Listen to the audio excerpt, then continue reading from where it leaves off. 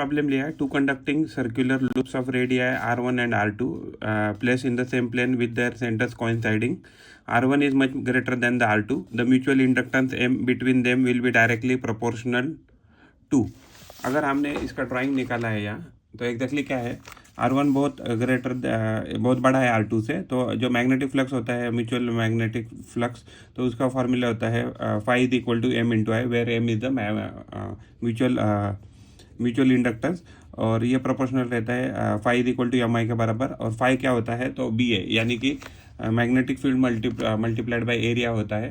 तो अगर हम आउटर लूप की बात करें, तो आउटर लूप की वजह से सर्कुलर कॉइल है, तो उसकी वजह से जो भी मैग्नेटिक फील्ड बनेगा वो बनेगा mu naught I into 2R1। तो अगर हम इसको 1 और 2 को, अगर जो दूसरा है तो ये इसका वैल्यू है phi is equal to mu naught I into 2/R1 into area. Area तो क्या आ गया, तो पाई R2, यानी कि छोटा का एरिया। तो बड़े कॉइल की वजह से छोटे से कॉइल में क्या आ जाएगा, इंडक्टेंस आ जाएगा। अगर इन दोनों को अगर हम कंपेयर करें, तो जो म्यूचुअल इंडक्टेंस है उसकी वैल्यू आ जाएगा mu naught upon 2R1 multiplied by pi R2 का स्क्वायर। तो अगर हम इससे अगर ये सब क्वांटिटी अगर कांस्टेंट पकड़े, तो जो म्यूचुअल इंडक्टेंस है तो प्रोपोर्शनल किसका है, R2 square divided by R1 के बराबर है। तो ये हमारा वैल्यू है। हमने प्रॉब्लम लिया, a long solenoid diameter of 0.1 metre has 2 into 4 10⁴ turns per metre. At the centre of the solenoid a coil of 100 turns and radius 0.01 metre is placed with its axis coinciding with the solenoid axis. The current in the solenoid reduces at a constant rate from 0 ampere to 4 ampere in the 0.05 second. If the resistance of the coil is 10 pi square ohm, the total charge flowing through the coil during this time is. तो हमें अगर इसको solve करना है, तो हमने जो solenoid है, तो सोलेनॉइड का डायमीटर हमने 0.1 मीटर लिखा है। R1 जो है 0.1, यानी कि उसका जो रेडियस है हो जाएगा 0.05 मीटर। और उसकी जो बड़ी जो सोलेनॉइड है उसका टर्न है 2 × 10⁴ टर्न्स पर मीटर है। जो छोटी जो उसमें कॉइल रखी है उसका जो रेडियस है 0.01 मीटर, और उसकी जो टर्न है वो है 100 मीटर। अगर हम इसको फार्मूला लिखते हैं, current producers at a rate di/dt, तो यानी 4 एम्पियर डिवाइडेड बाय 0.05 सेकंड, तो आ जाएगा 400 एम्पियर डिवाइडेड बाय 5 सेकंड, जो क्या आ जाएगा 80 एम्पियर पर सेकंड। अगर हम रेजिस्टेंस है 10 पाई स्क्वायर ओहम, तो टोटल चार्ज क्या हो जाएगा, Q डिवाइडेड बाई T करेंगे तो करंट मिलेगा। तो करंट क्या आ जाएगा, करंट आ जाएगा d∅/dt इंटू 1/R। तो 1/R हमें कॉइल का रखना है जो हम अंदर रखने वाले हैं, और d∅/dt जो भी चेंज हो रहा है। तो d∅/dt का जो वैल्यू होता है, ये जो वैल्यू होता है d∅/dt, इसका वैल्यू हो जाता है mu naught N1 N2 into pi R², यानी कॉइल का एरिया रखना है। एंड उसके बाद ये d∅/dt into 1/R into delta T. अगर डेटा क्यू की बात करें, तो म्यू नॉट का वैल्यू 4 पाई इंटू 10⁻⁷, और N1 है 2 × 10⁴। उसके बाद है N2 है 1000। उसके बाद है पाई R², तो पाई R का स्क्वायर यानी कि 10⁻² का स्क्वायर आ गया। एंड उसके बाद है 80 di/dt का हमने वैल्यू निकाला है 80 आया है पर सेकंड।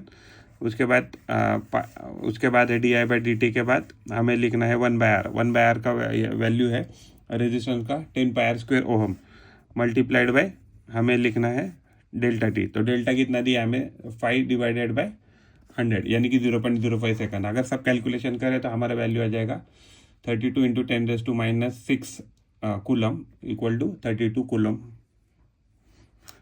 32 × -6 कूलम यानी 32 माइक्रो कूलम आ जाएगा ये value. 2 coils of self inductance 2 millihenry and 8 millihenry are placed in close to together, that the effective flux in one coil is completely linked with the other. The mutual inductance between these two coils is. हमारा formula क्या है इसके लिए, जो mutual inductance है उसका formula है, हमारा म्यूचुअल इंडक्टेंस का फॉर्मूला है mutual inductance in 1 because of 2 आएगा N2 divided by 5B2 divided by I1, और जो mutual inductance in 2 because of 1 because N1 5B1 into I2। तो यानी कि जब आप 2 की बात करते हैं तो हमें सेकंड करंट लेना है, सेकंड करंट से डिवाइड करना है, एंड फर्स्ट का मैग्नेटिक फील्ड लेना है। तो यानी कि M1 और M12 एंड M21 का वैल्यू क्या है, तो सेम दिया है। अगर हम दोनों का इनका मल्टीप्लिकेशन करते तो हमें M² मिल जाएगा, इसका वैल्यू हो जाएगा, इन दोनों का मल्टीप्लिकेशन करते तो हो जाएगा N1 N2 5B1 5B2 divided by I1 I2, जिसका वैल्यू किसके बराबर आ जाएगा, तो L1 L2 के बराबर आ जाएगा। तो यानी कि अगर हमें जो इंडक्टेंस जो दिया है, सेल्फ इंडक्टेंस का वैल्यू कितना दिया है, L1 L2 दिया है, अगर हम एम स्क्वायर को अगर स्क्वायर रूट लेते दोनों साइड से, एम स्क्वायर है, एम स्क्वायर का वैल्यू L1 L2, दोनों साइड हम स्क्वायर रूट लेते तो आ जाएगा square root of L1 L2।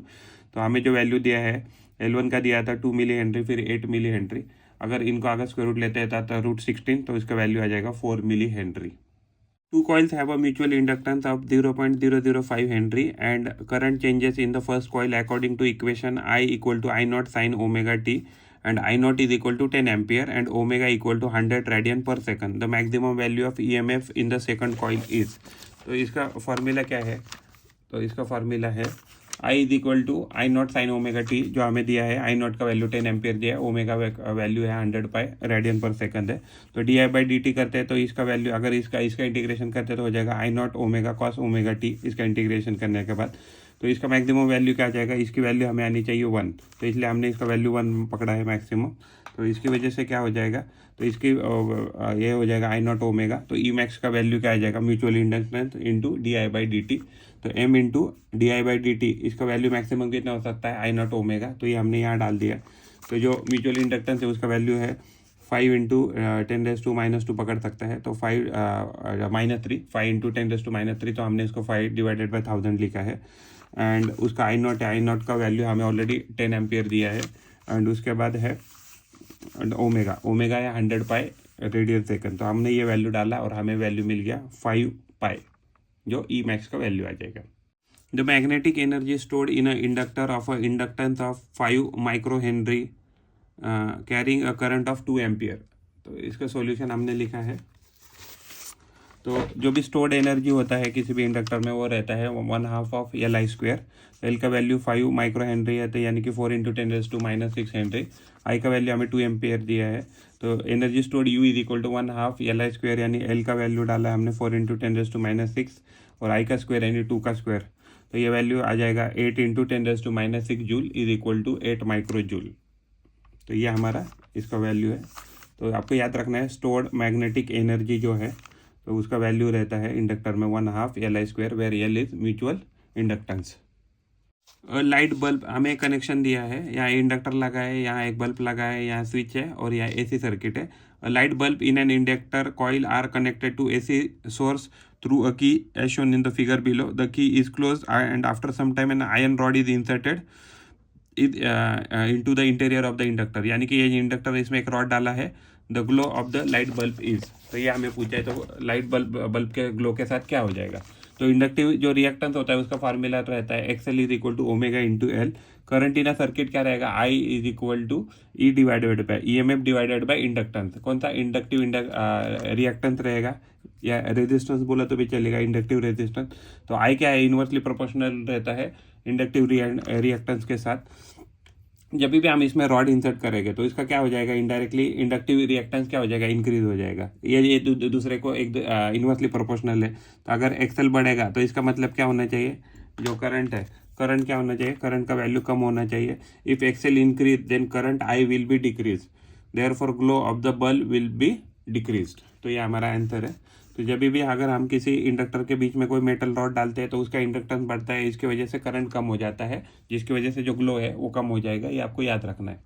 The magnetic potential energy stored in certain inductor is 25 milli joule when the current in the inductor is 60 milli ampere the inductor of the inductance. तो exactly ये जो formula जो है, तो potential energy कितना दिया है? 25 milli joule stored है, यानी 25 इंटू 10⁻³ जूल हो गया। जो करंट है 60 मिली एम्पियर, यानी 60 इंटू 10⁻³ एम्पियर हो गया। तो जो एनर्जी स्टोर्ड होता है इंडक्टर में उसका formula 1/2 into Li², L not लिखा है हमने। तो यहाँ तो एनर्जी कितना दिया है? 25 इंटू 10⁻³ है। उसके बाद हाफ, और ये क्या है? एल जो है वो है सेल्फ इंडक्टेंस। उसके बाद है आई नॉट का स्क्वायर है, यानी कि 60 इंटू 10⁻³ का स्क्वायर है। अगर हमने एल को एक साइड में रखे इसको इस पूरी क्वांटिटी को यहाँ डिवाइड किया तो 25 इंटू 10⁻³ या 2 यहाँ मल्टीप्लाई हो जाएगा, divided by 60 into 60 into 10⁻³ into 10⁻⁻3। इसका हमने क्या किया? स्क्वायर किया है। तो ये करने के बाद ओवरऑल ये वैल्यू आ जाएगा 500 डिवाइडेड बाई 36। अगर हम इसकी वैल्यू निकालते हैं तो यह वैल्यू आ जाएगा 13.89 हेनरी की, जो कि हमारा आंसर है। हमें आपको इसमें याद रखना है जो इंडक्टर होता है उसमें जो भी एनर्जी स्टोर्ड हो जाती है वो रहती है 1/2 into Li², where L is the self inductance. Long solenoid has 1000 turn. When a current of 4 ampere flow through it, the magnetic flux link with each turn of the solenoid is 4 into 10 raised to minus 3 Weber. The self inductance of the solenoid is. तो इसका formula क्या है, हमें n1000 दिया है, current 4 ampere दिया है, तो फ्लक्स का वैल्यू दिया है 4 into 10 raise to minus 3 weber दिया है। तो सेल्फ जो इंडक्टेंस होता है, तो एग्जैक्टली जो भी नंबर है तो नंबर से हमें मल्टीप्लाई करना है, क्योंकि हर एक टर्न का दिया है। तो ये हो जाएगा L is equal to 5 into N क्या है, number of turn divided by current है। अगर हम इसमें वैल्यू डालते हैं तो 4 इंटू 10 रेज़ टू माइनस 3 जो टर्न है, तो टर्न है 1000 और जो आई है करंट है 4। अगर इसको कैलकुलेट करते हैं तो ये वैल्यू आ जाएगा हमारा 1 henry. The current I in the inductance is varying with time according to the plot as shown in the figure. यानी कि जैसे जैसे टाइम बढ़ रहा है तब टी हाफ तक क्या हो गया, करंट इंक्रीज किया, उसके बाद करंट धीरे धीरे करके डिक्रीज होने लगा है। तो एग्जैक्टली जो वोल्टेज एंड टाइम है, वोल्टेज एंड टाइम का ग्राफ ये हमें 4 ग्राफ दिए, तो ये कैसे दिखेंगे। तो ये क्या है, तो जो हमने ये जो वैल्यू लिखा है, तो इंड्यूस वोल्टेज क्या रहता है, V is equal to L into D I by D T. तो ये जो इसको हम ई भी ऐसे कह सकते हैं, तो L into D I by D T of I not T into T by 2, यानी कि टी बाई हाफ तक ही हम बात कर रहे हैं। जब हम टी 0 से टी हाफ तक बात कर रहे हैं, तो टी बाई 2 की अगर हम बात करें, तो अगर ये जो वैल्यू देखें, तो ये जो वैल्यू आ रही है ये, तो ये क्या है, ये वैल्यू एक कांस्टेंट आ रही है। तो अगर इसका अगर हम डिफरेंशिएशन करें तो ये प्लस कांस्टेंट आ रहा है। अगर हम टी बाई 2 से एंड टी बाई 2 से टी तक अगर हम बात करें, तो ये वैल्यू आ जाएगा L D I by D T equal to minus क्यों, क्योंकि हमारा करंट क्या है, पहले यहाँ पीक पे था, फिर बाद में डिक्रीज होने लगा। तो -2 into I not into T, क्योंकि ये 2 कहाँ से लाया है, तो ये 2 पहले यहाँ था, जो ये ऊपर आके यहाँ मल्टीप्लाई हो गया, तो ये भी कांस्टेंट रहेगा। यानी कि आपने पहले कांस्टेंट था वोल्टेज, फिर बाद में भी कांस्टेंट था, तो यानी कि ये टी पहले टी बाई 2 तक ये क्या रहेगा, तो ये कांस्टेंट रहेगा वोल्टेज, एंड उसके जो सेकंड टी बाई 2 टाइम है उसमें भी क्या रहेगा, कांस्टेंट रहेगा। Long solenoid has 500 turns. When a current of 2 ampere is pass through it, the resulting magnetic flux link with each turn of the solenoid is 4 into 10 raise to minus 3 weber. The self inductance of the solenoid is. तो इसमें exactly क्या याद रखना है हमें, तो solenoid होता है, तो सोलेनॉइड का जो फ्लक्स का फॉर्मूला है, तो ये आ जाएगा phi is equal to L into I. तो ये हमें याद होना चाहिए। तो अगर सोलेनॉइड के एन टर्न्स की बात करें, तो एन 500 टर्न दिया है, आई हमें 2 एम्पियर दिया है, फाई का value 4 into 10 raise to minus 3 weber दिया फॉर एवरी टर्न। तो एग्जैक्टली ये जो फॉर्मूला है हमारा, तो क्या हो जाएगा, तो फाई नेट क्या हो जाएगा, एन मल्टीप्लाइड बाई 5, तो 500 into 4 into 10 raise to minus 3, इतना एग्जैक्टली टोटल क्या हो जाएगा, इतना फ्लक्स निकल आएगा, जो भी 2 वेबर है। तो फाई नेट की वैल्यू क्या आ जाएगा, एल इंटू आई। तो ये कितना आ गया है हमारा, ये वैल्यू आ गया 2 वेबर। तो एल इंटू 2, तो 2 तो हमें करंट दिया है, और ये कितना वैल्यू आया 5 का, तो ये आया है 2। तो अगर यहाँ दोनों साइड से 2 से डिवाइड करेंगे, तो सेल्फ इंडक्टेंस जो एल है, तो इसका वैल्यू कितना आ जाएगा, तो इसका वैल्यू आ जाएगा 1 Henry. An inductor of self-inductance L is equal to 2 millihenry. Current changes with according to relation I is equal to t square dot e raised to minus t at a time, at what time EMF is 0। तो हमें exactly बताना है कि EMF कब 0 हो जाएगा। तो हमें इंडक्टेंस दिया है 2 मिली हेनरी, जो आई है उसका है equation t square into e raise to minus t. अगर इसको हम यू और इसको वी पकड़े और इसको अगर डिफरेंशिएट करें, तो ये इसका डिफरेंशिएट हो जाएगा t square e raise to minus t का डिफरेंशिएट। पहले इसको हमने मान लीजिए इसको डिफरेंशिएट किया, इसको कांस्टेंट रखा, फिर बाद में इसका डिफरेंशिएशन हो जाएगा 2t e raise to minus t वैसे का वैसा, प्लस टी स्क्वायर वैसा रखा, और इसका डिफरेंशिएशन हो जाएगा -1 into e raise to minus t. तो ये जो EMF जो होता है, EMF का इंड्यूस EMF जो होता है, उसका वैल्यू होता है -L into D I by D T. ये हमें 0 चाहिए, यानी कि ओवरऑल हमें क्या चाहिए, L into D I by D T, इसका वैल्यू 0 चाहिए। तो हमने ये एक्चुअली डिफरेंशिएशन करके तो लिया, तो हमें तो ये तो 0 नहीं है, क्योंकि इसका तो वैल्यू 2 मिली हेनरी दिया। तो यानी कि ये जो वैल्यू है, अगर यहाँ से हम t into e raise to minus t अगर कॉमन लेते, तो यहाँ से बचेगा 2 और यहाँ से बचेगा -t। तो ये इसका वैल्यू 0 हो सकता है, तो ये तो वैल्यू 0 नहीं हो जाएगा, तो ये वैल्यू 0 होना चाहिए, यानी कि t इक्वल टू 2 पे क्या हो जाएगा, ये वैल्यू टोटल 0 हो जाएगा जब हमें EMF 0 मिल जाएगा। Varying current in a coil changes from 10 ampere to 0 in 0.5 second. The average EMF induced in the coil is 220 volt. The self inductance of the coil is। तो इसको कैसे सॉल्व कर सकते हैं? तो एग्जैक्टली हमें di/dt जो दिया है उसका वैल्यू कितना है, 10 एम्पियर चेंज हो रहा है 0.5 सेकंड में, तो ओवरऑल वैल्यू हो जाएगा 10 divided by 5/10 is equal to 100/5 is equal to 20 ampere पर सेकंड के चेंज हो रहा है करंट का। वोल्टेज हमें कितना दिया, इंड्यूस ईएमएफ जो दिया है 220 वोल्ट दिया है, तो इंड्यूस ईएमएफ का फॉर्मूला होता है -d∅/dt, उसमें -d/dt ऑफ एल आई करे तो एल तो कांस्टेंट है, तो एल को बाहर निकाला तो ये di/dt, और di/dt का वैल्यू हमने कितना निकाला है 20 एम्पियर। अगर हम इस इक्वेशन में डाल देंगे तो क्या हो जाएगा 220 is equal to L into 20। तो इसका वैल्यू हमें निकालना है, इसका वैल्यू हमने 20 निकाला है और ये 220 दिया है, तो अगर 20 को दोनों साइड से डिवाइड करेंगे तो एल इज इक्वल टू आ जाएगा 220 डिवाइडेड बाई 20, तो ये आ जाएगा ओवरऑल वैल्यू 11 हेनरी। आपको इसमें यही मेजर स्टेप है कि di/dt जो है तो उसको फटाफट आपको डिफरेंशिएट करके ये वैल्यू आना चाहिए। If n is the number of turns of the coil, the value of self inductance varies as, तो ये क्या है, theoretical question है। तो मैग्नेटिक फ्लक्स का वैल्यू रहता है b into a, where b is a magnetic field, a is the area, और सर्कुलर जो भी कॉइल रहता है उसका एग्जैक्टली मैग्नेटिक फील्ड रहता है μ0 I divided by 2r, r radius रहता है और n क्या रहता है, नंबर ऑफ टर्न रहता है। तो अगर l की वैल्यू देखें तो n फाई यानी number of turn multiplied by 5 divided by i, ये वैल्यू आ जाएगा इसका, क्योंकि फाई का जो वैल्यू रहता है, फाई का वैल्यू रहता है एल इंटू आई, ऐसा लिखा तो भी चलेगा, और इसको मल्टीप्लाइड बाई एन किया है, तो ये फॉर्मूला है।